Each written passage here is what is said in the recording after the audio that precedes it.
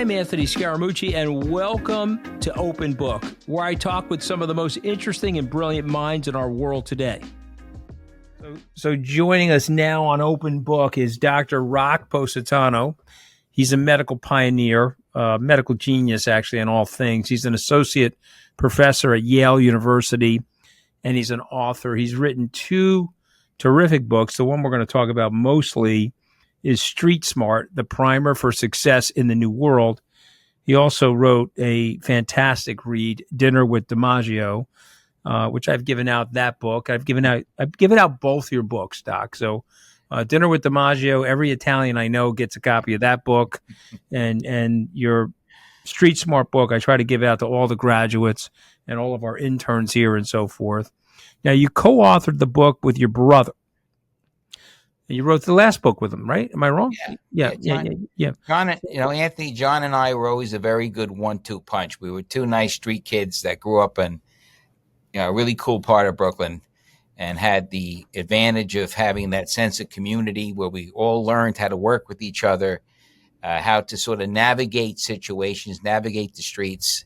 And John and I have always worked together on projects, and we have a few good things in the works, but the DiMaggio project and the Street Smart project was really a lot of fun to do. So why author a book on street smarts? I know the answer, but I want you to tell the crowd the answer. Well, Anthony, this is the situation. I mean, it's a different world today. Okay. One of the things we realize is that the new definition of success is survival, because look what we went through with the last few years with the COVID epidemic.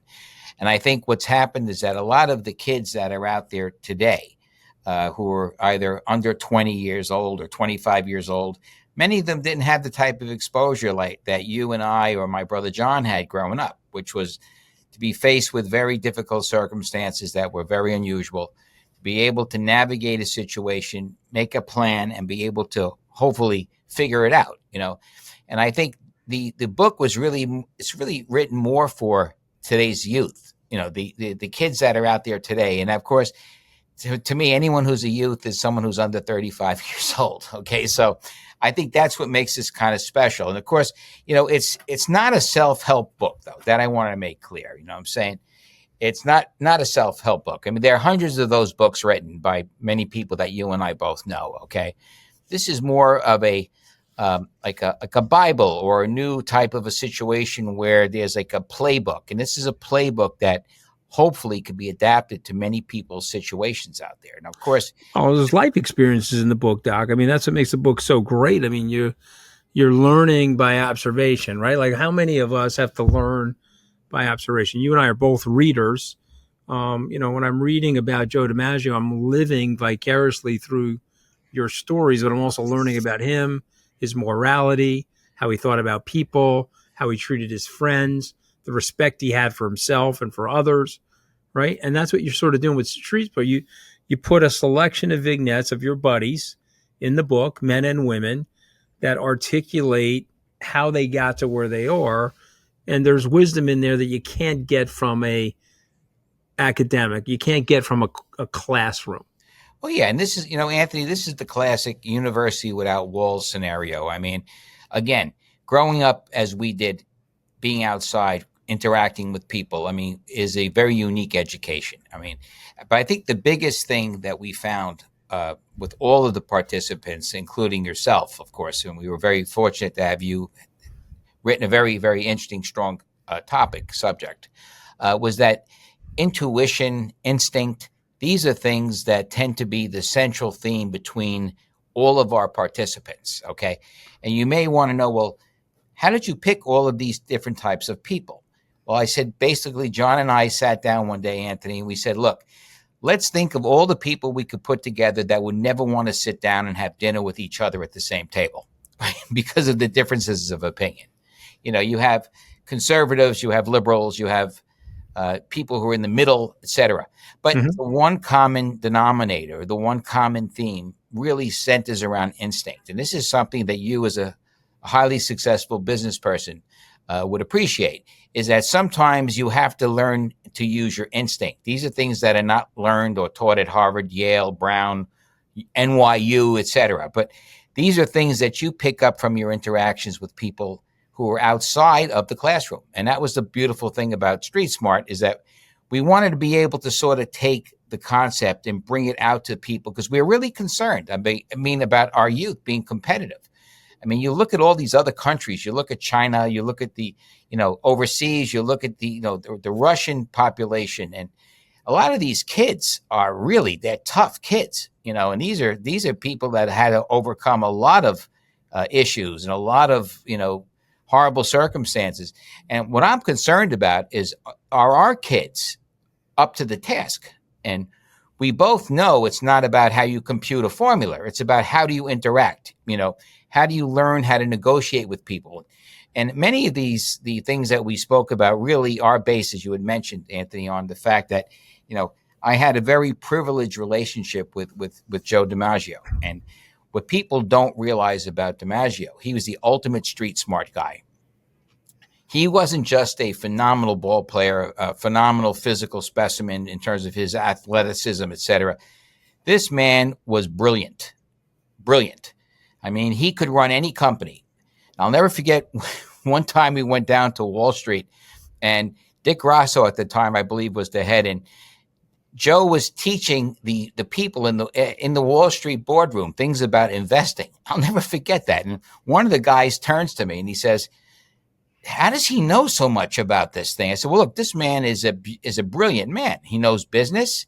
He knew entertainment. He knew obviously sports. He knew relationships. And being around Joe really helped to stimulate the fact that I saw Joe had a street smart that he grew up with when he was growing up in San Francisco, that we were able to develop as we grew up, in my case, or my brother Johnny's case, in Brooklyn." So I think in many respects, DiMaggio was an excellent, role model in so many ways, not just as an American hero or Marilyn Monroe's husband or 56-game hitting streak or, 9 World Series championships, but as a human being.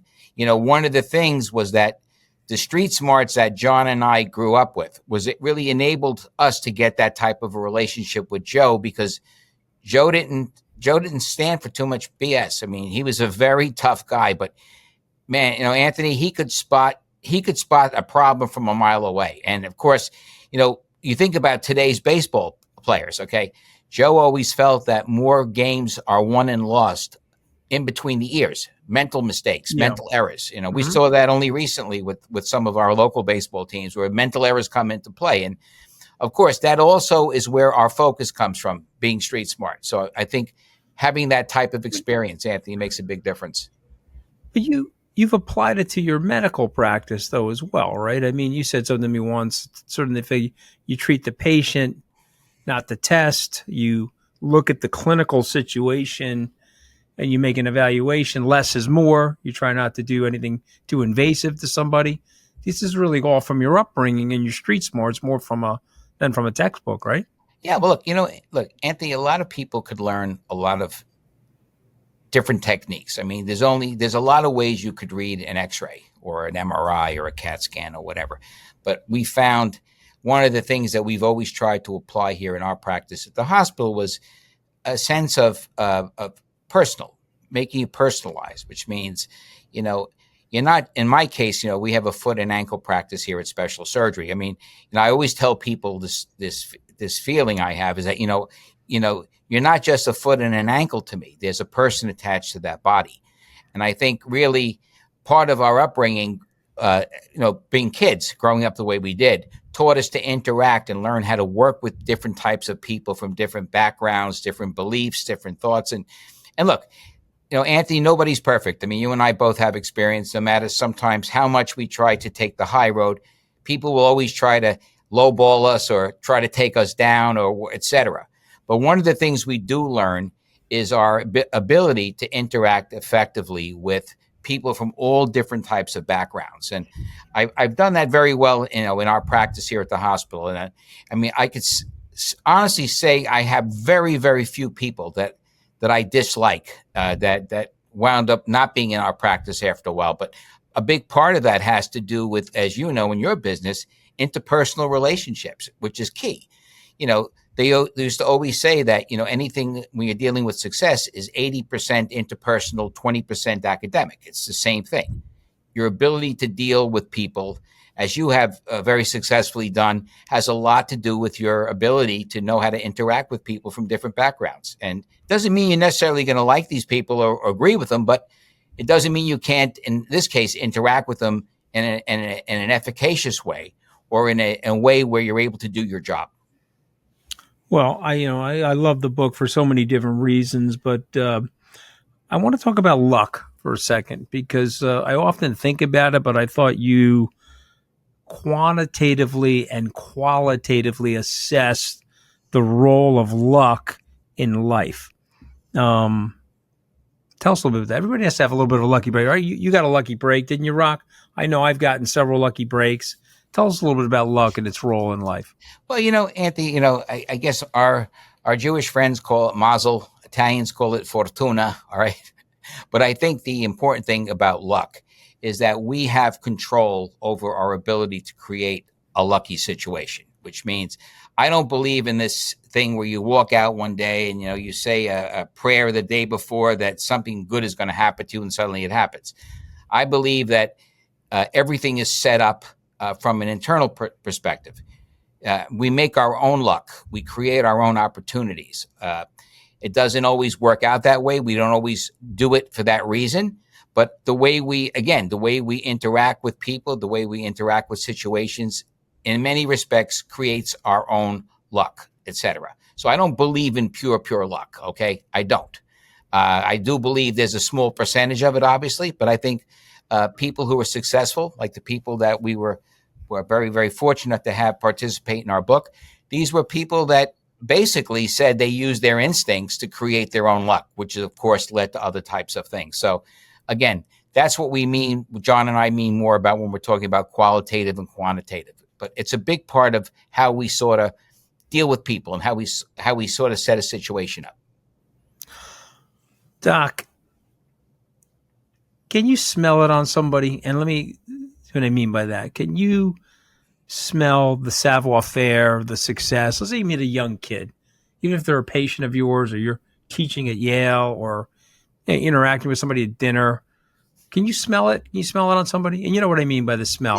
Yeah. They got it. And so what is it? What are you picking up from your intuition? Anthony, that's the street smart. That's the sixth sense that we learn how to develop when we're out there. They do not teach that in the classroom.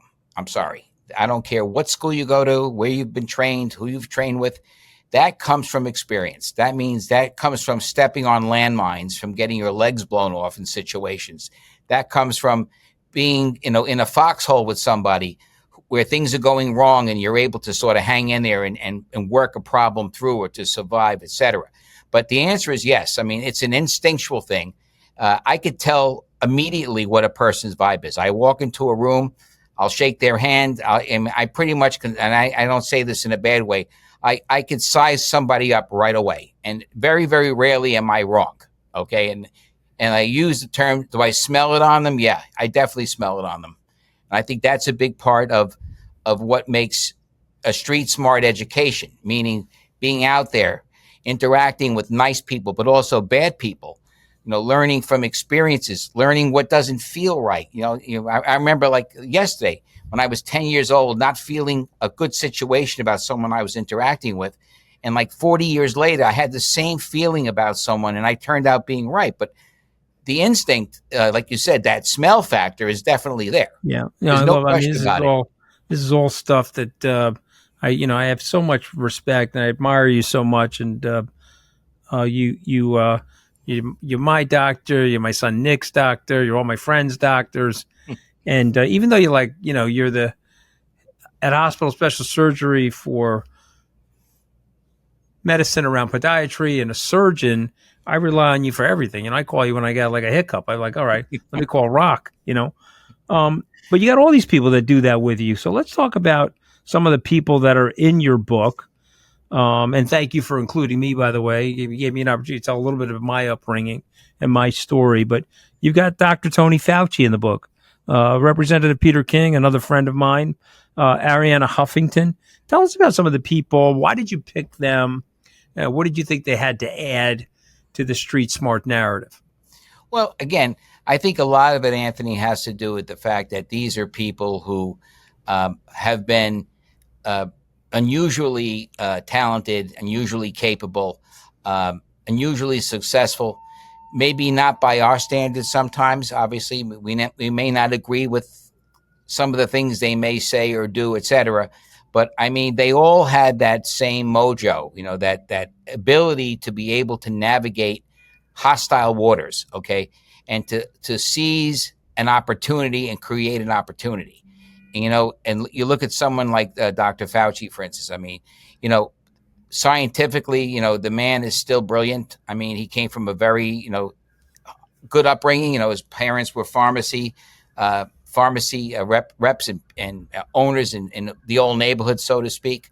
Ariana came from a certain type of a background that was a foreign background with a European flair. I mean, Peter King, as you know, is our, and I mean this in a nice way, he's our backyard guy, the guy that we used to hang out with.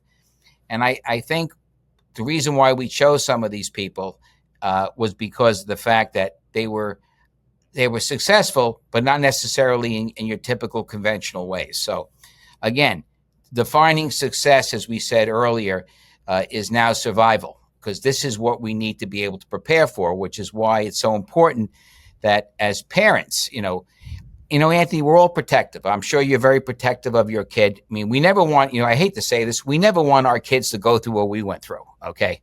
But what I'm really asking you, and you're a successful parent and a successful person in many respects. I mean, are we really helping these kids by protecting them from all of the landmines and the potholes that we had to endure during our lifetime? Okay.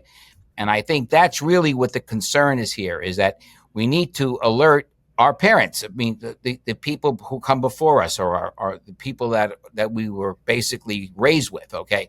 How are we able to, enable them to help these kids to be able to learn how to develop some of these instincts, okay? Because they are instinctual, okay? There's no question about that. Doc, I've always been dying to ask you this, and now I'm going to get the opportunity to share it with all my listeners. You could have been anything. You're talking about DiMaggio, but that's you. You could have been an executive at one of these companies. You could have been running a CNN or a Wall Street company. Tell us about you and your love for medicine and what drew you into the practice of medicine. Well, look, I think, when I was growing up, Anthony, I was very, very active with people. I used to run for political office. I was the only pre-med at NYU that won higher office. And the reason why is because I think it had to do with the ability to work with people and to serve and to make a difference. And I think there's nothing more rewarding or personally satisfying than to be able to help someone who has a physical problem of some type. That is the most empowering reward you could ever get. You cannot put a price tag on that. And I think what always endeared me and brought me in was that connection of being able to listen to someone who may be in trouble and help them to figure out what needs to be done. Okay. And I think that was the allure. I mean, look, and I was interesting, and I was in the business world as well. When I came out of Yale, I started a company at Sony under Jeff Sagansky at the time, who was the executive vice president for Sony Corporation, called Sony Health and Entertainment. Okay. Where we were basically talking about all the things that you're seeing now about, these virtual bicycle rides when you're on your Peloton bike, you're going through the glaciers. This is all stuff that we were working on back in the early 1990s. Okay. But you know what? There was a certain lack of satisfaction, because at the end of the day, this was becoming more about, a corporate thing, making a ton of money for a huge company, and less about interacting with people and really making a difference in their life. So I think that's really the big difference here, is that when you are a healer, when you are one-on-one with someone, when you're able to help them, which most cases we're able to do it. Sometimes we don't do it, or we don't do it maybe as well as people would think we would like to do it. There's something very powerful about that, and in my case, I had a lot of inspiration too. I was always always enamored with Leonardo da Vinci, which is really the basis of our practice here at Hospital for Special Surgery. It's based upon using the foot and the ankle as the foundation for everything, like the lower extremity, the knee, the hip, the back, the neck, the shoulder. And Da Vinci was able to think out of the box, many, many, many years ago. And he was able to show how being able to help a person in one area, such as a foot and an ankle, which is so important, is able to help the person be active and mobile and et cetera. Because, Anthony, quality of life is based upon the ability to do things that are important. And as doctors, we've all concurred that the two most important things for quality of life is number one and number two, the ability to see and the ability to walk. So I think in that respect too, that's what also drew me to a foot and ankle practice, because I realized how important being able to walk from point A to point B was. So again, that was something that also has to do with our upbringing, because when we were out in the street, we realized that the ability to get from point A to point B was so invaluable. There's something else there, though, right? Let's go to Da Vinci for a second. There's and medicine is proving this. There's a mind-body connection, right? The mind is not separated from the body. The mind impacts the health of the body, and the body impacts the health of the mind. There's a holistic thing going on. But there's something magical about the foot, though. Am I wrong? I mean, it is tied into the other organs. It's tied into the brain. Tell us a little bit about that. And this is one of the things that you've said to me, and again, fully disclosed, I'm one of your patients. You don't like operating on people's feet because of that connection. Do I have that wrong? No, you're totally correct. And what people, again, don't realize is that, with all the types of orthopedic surgeries that could be performed in any type of a hospital, we're talking about knee replacements, hip replacements, spinal fusions, the most difficult in terms of outcomes are foot and ankle operations. And the reason why is not because the technique of our colleagues isn't top notch. It's because of the nature of what the foot and the ankle has to endure. It is by far, as we said, the foundation of the body.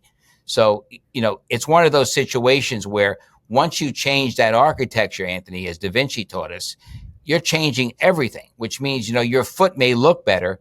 You may be able to, to place your foot inside a Manolo Blahnik high heel. Okay. But what's really happening is that foot really working to serve the rest of the body. So what I found, and that's where the Joe DiMaggio connection came in. It was that I can remember having dinner with Joe on so many occasions and him complaining to me that, he lost 5 years of his career because he had a heel spur operation that he should have never had. And he, in many respects, inspired me, along with Da Vinci, to go into this area of specialization because, he said, from an athletic point of view, if your feet don't work, you're really in trouble, as we're finding out right now with certain New York Yankee stars, okay? And I think the importance here is that, the foot is the first part of the body that makes a contact with the ground. It's also, I think, a spiritual thing. I think it's one of the things you mentioned. Da Vinci always felt that the foot was attached to everything, okay? And also, if you look at, not that I'm trying to get biblical on this, but if you look at, like, the history of religion, I mean, the foot is very symbolic, people would wash your feet to show signs of affection and love and respect and, gratitude and loyalty.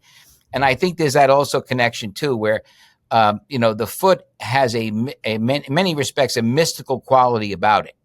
And, people have said, well, gee, do you believe in reflexology? And, as you know, reflexology supposedly has to do with different parts of your arch, Anthony, being connected to different body parts. Well, you don't know. You don't know. And many years ago, there was a Nobel laureate here at Rockefeller University named Professor Paul Greengard.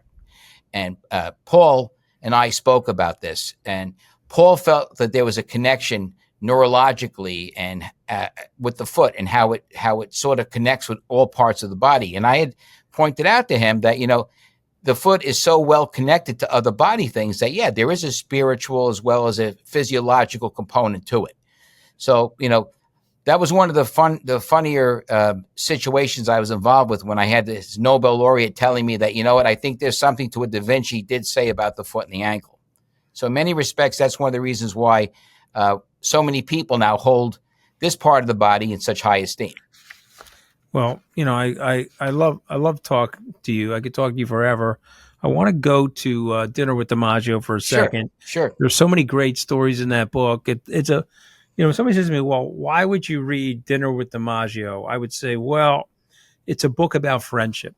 Right. Ultimately, that's what the book is about. It's a book about how to be a friend, what is a true friend, and how do people interact with each other at the highest level. I don't want to ruin the book for people because I want people to go out there and buy it. But let's talk about Muhammad Ali for a second. Right. And Marilyn Monroe, if you don't mind. Two people that are in that book and their interactions with the Yankee Clipper. Well, look, I mean, Joe, people didn't realize that Joe was a tremendous boxing fan, and he had a tremendous amount of respect for Muhammad Ali. And I had asked him at one point, I had a family member that was killed in Vietnam. Okay. And, Joe and I were talking about boxing, and he brings up Muhammad Ali. And I said, Joe, I really don't want to talk about Muhammad Ali. This is a guy that didn't, go to war. And of course, at that time, I didn't know half of the reasons why, he was an objector for the right reasons, because of his religion, his beliefs, etc. But, DiMaggio says to me, Doc, you got it all wrong. If you're going to be a professional person, you cannot judge a person and their ability and their craft based upon your personal beliefs. Okay. And he says, I know you may have issues with Muhammad Ali because of your cousin. However, your framework of how you're judging him as a professional is all wrong.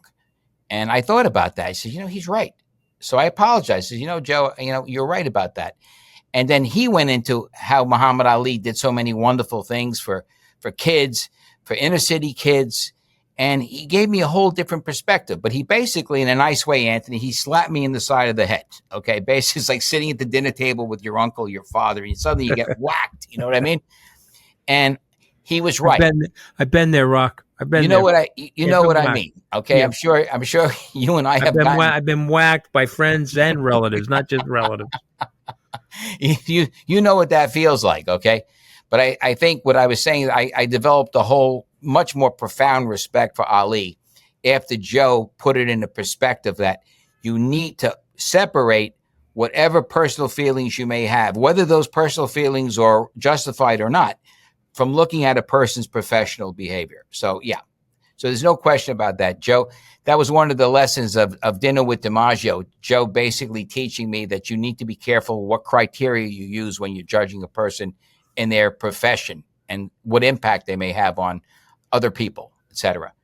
In terms of Marilyn Monroe, look, I mean, Joe was amazed with her. I mean, Joe, one of the things Joe would always say was that people didn't realize how brilliant she was. That she could, Anthony, she could read a script and memorize the whole script in 2 hours. I mean, it was kind of funny because, everyone has this impression that she was, maybe not the most highly intelligent person, which clearly was not the case. And Joe had a tremendous amount of respect for her because of her craft. She was that talented. She had an amazing ability to assimilate information, to memorize it, etc. And it was kind of funny because Joe would tell me that many times Marilyn would bring a script home and Joe would read the script first. Okay. And many times Joe would tell him, tell her rather, well, I don't think this is a good script for you, But the funniest though was one morning, Anthony, where Joe and I are having coffee at this restaurant, which is no longer there on Madison Avenue, called Gardenia, which was on Madison between 67th and 68th. And he starts talking to me about movies and about, actors and actresses. So he turns to me and it was like something really surreal. He says to me, well, Doc, he goes, I was married to 2 actresses. So I'm saying, no, you're kidding me. Really, Joe? You were back. He goes, yeah, I was married to this gal named Dorothy Arnold. She was a showgirl. And then I was married to this nice gal named Marilyn Monroe. And I'm sitting there saying you got to be kidding me. But in a funny way, because, he didn't assume anything. but he had an immense respect for people who were in the arts field. And, I'll never forget this. One of the times, we went out with some of some artistic people. One of them was Woody Allen. Woody Allen had a crazy thing for Joe in terms of respecting him as a ball player, and it was his idol. And Woody and Joe were sitting at the table talking, and Joe was telling Woody, who was the director of this film, who was the assistant, and then Joe gets up to go to the men's room, and then Woody says to me, he goes, Rock, I don't believe how much Joe knows about movies. And then I had to remind him too. I said, look, Woody, Joe was married to 2 actresses, but it was his knowledge though of the arts and movies was really amazing and phenomenal. So, but going, not to digress, but his love for Marilyn Monroe was unbelievable. And you could see that the man always had a lot of pain. And anytime she would come up, he would have that, we used to call it, the 2,000-yard stare, where you could just see he would just disconnect. And it was horrible. It was horrible. You could clearly see, he was totally in love and devoted to her. And, which was a horrible thing for him.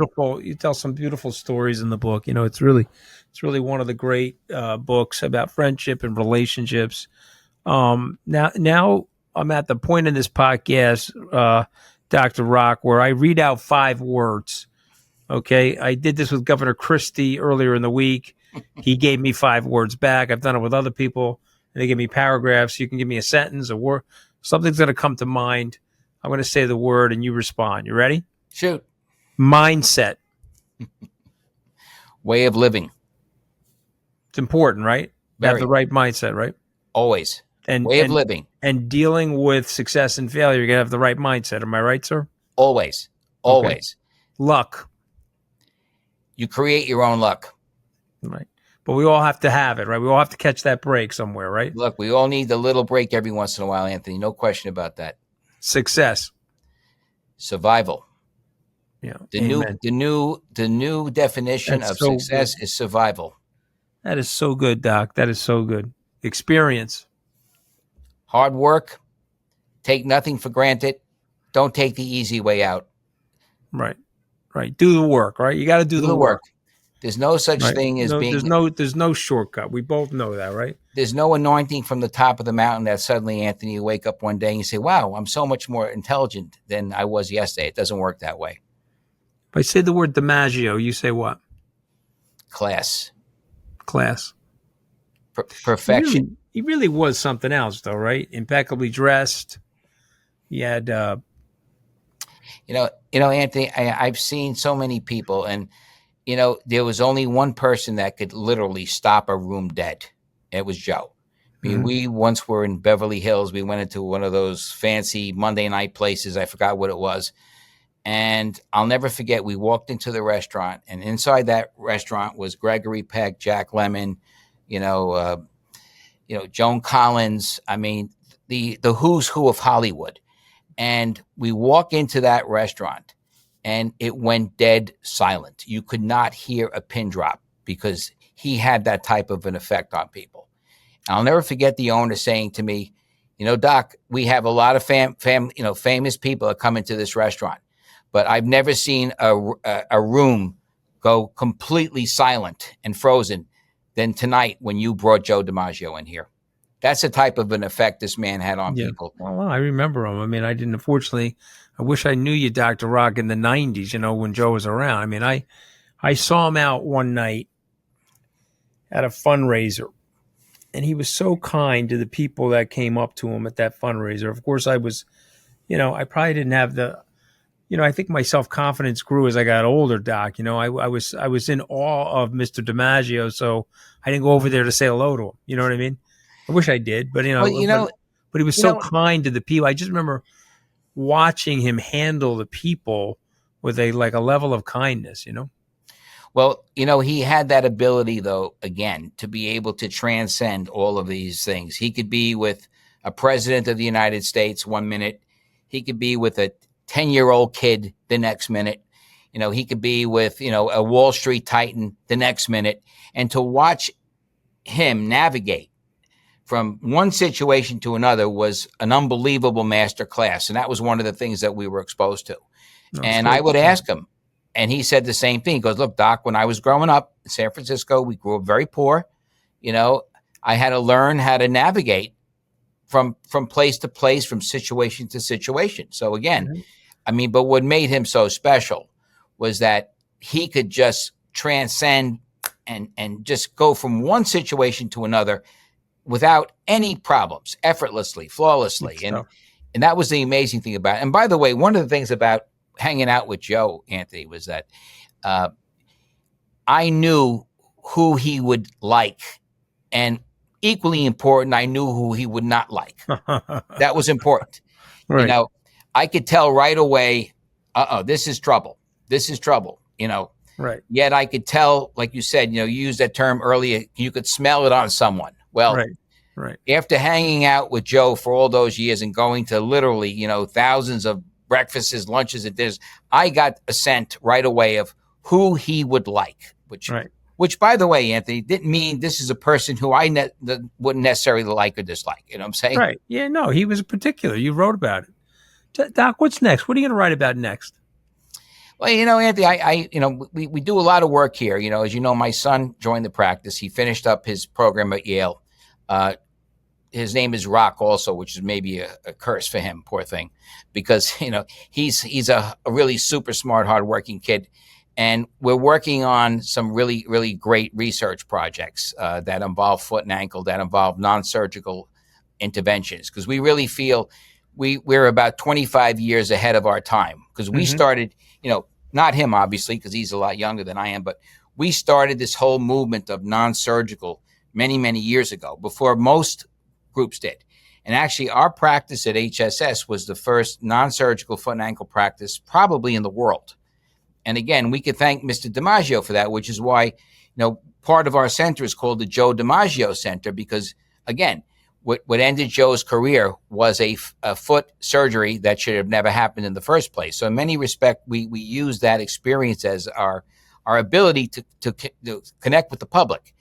And don't get me wrong, Anthony, when someone needs an operation on a foot or an ankle after all non-surgical things are not successful, look, we tell people, listen, go see our colleague down the hall.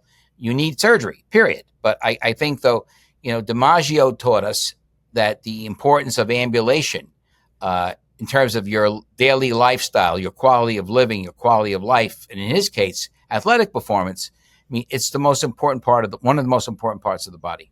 Well, we agree, Doc. I'm looking forward to your writings. I'm looking forward to coming to see you. I'm very grateful to you. You've written 2 amazing books. The first one was Dinner with DiMaggio, and the one out right now is Street Smart, the primer for success in the new world. Doc, thank you so much for joining us today on Open Book. Anthony, you're a great man. And listen, again, you've done wonderful things. And, you know, at the end of the day, when the book is written, people are going to be really appreciative of all the great things that you've done. Well, so, sweet. That's sweetie. It means a lot to me coming from you. You know that. Well, let's face it, you've earned that distinction. You come from great people, great family, the right work ethic. And let's face it, you're loyal to your friends, which is the most important. Well, amen. Well, amen. I say the same thing about you in spades. See, if you were there right now, I'd be hugging and kissing you, Doc, right? Like us Italians do to each other, right? Hey, listen, right? But we actually mean it. You know what I'm saying? Yeah, of course. You know, we actually mean it. You can't be uptight. You got to hug and kiss people. Too bad. Listen, you know? even these days, you know, even Anthony. These days, I don't care. Like, what are they going to do? You know what I mean? Well, listen, it's a pleasure and honor to be all right, God bless. On the same stage with you. I'll come up and see you, brother. Thank you.